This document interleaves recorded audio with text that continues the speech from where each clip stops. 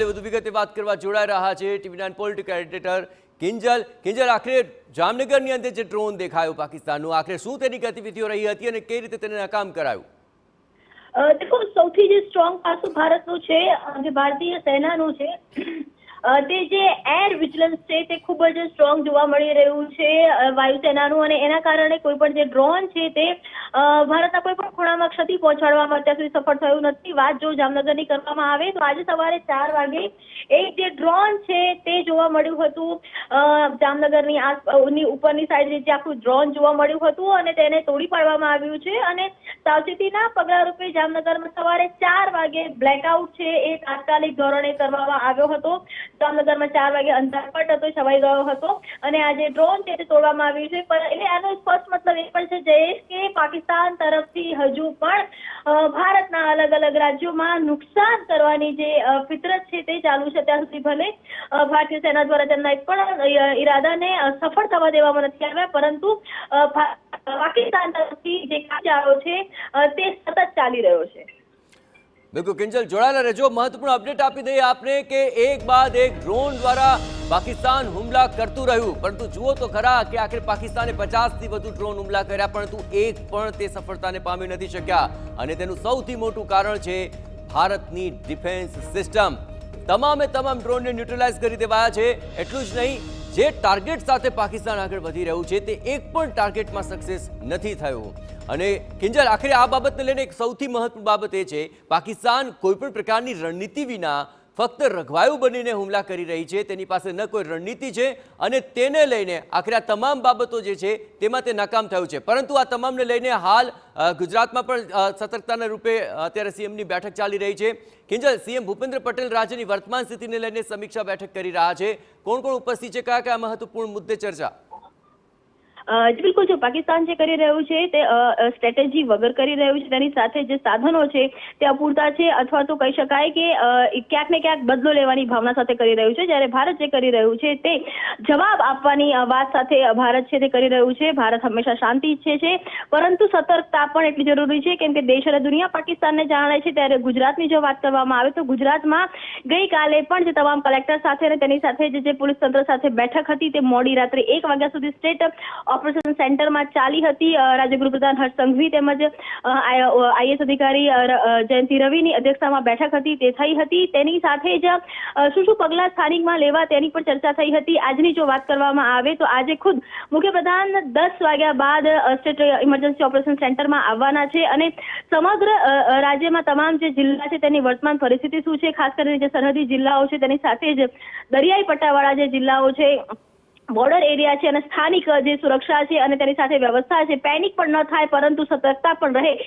તેને લઈને વ્યવસ્થા તંત્ર દ્વારા શું તૈયારીઓ કરવામાં આવી છે. પોલીસ તંત્ર, એડમિનિસ્ટ્રેટિવ તંત્ર અને જે કહી શકાય કે આર્મ ફોર્સનું જે કોમ્બિનેશન છે તે તમામ જે મુદ્દાઓ ચર્ચા અને રિવ્યુ છે તે ખુદ મુખ્યપ્રધાન છે તે 10 વાગે સ્ટેટ ઇમરજન્સી ઓપરેશન સેન્ટરમાં કરશે.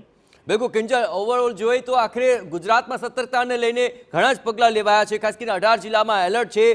જે ધાર્મિક સ્થાનો છે તેની સુરક્ષા વધારાઈ છે. કચ્છની અંદર પણ જે બોર્ડર એરિયા છે તેને લઈને પણ સતર્કતા વધારી છે. ઓવરઓલ જોવા જઈએ તો આખરે ગુજરાતમાં કોઈ પણ પ્રકારે અનિચ્છનીય ઘટના ન ઘટે અને આ કોઈ પણ પરિસ્થિતિને પહોંચી વળવા માટે કઈ પ્રકારે અત્યારે તમામ કાર્યવાહી થઈ રહી છે?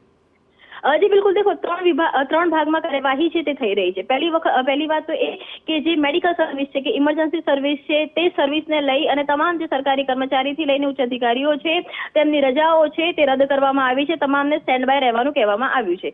બીજો જે મુદ્દો છે કે જે સરકારી હોસ્પિટલો છે ત્યાં દવાથી માંડીને તમામ જે જથ્થો છે પર્યાપ્ત થઈ રહે તે માટેની પણ વાત છે તે કરવામાં આવી છે. ત્રીજી તરફ સૌથી જે મહત્વનું સુરક્ષાને લઈને આવતું હોય છે કે પોલીસ કર્મચારીઓ, પોલીસ દળ, તો પોલીસ દળમાં પણ ઉચ્ચ અધિકારીઓથી માંડી અને પોલીસ કર્મચારીઓની તમામની જે રજાઓ છે રદ કરવામાં આવી છે, અને તાત્કાલિક ધોરણે પોતાના પોલીસ સ્ટેશનની અંદર સ્ટેન્ડ બાય રહેવું તે પ્રકારની વાત છે તે કરવામાં આવી છે.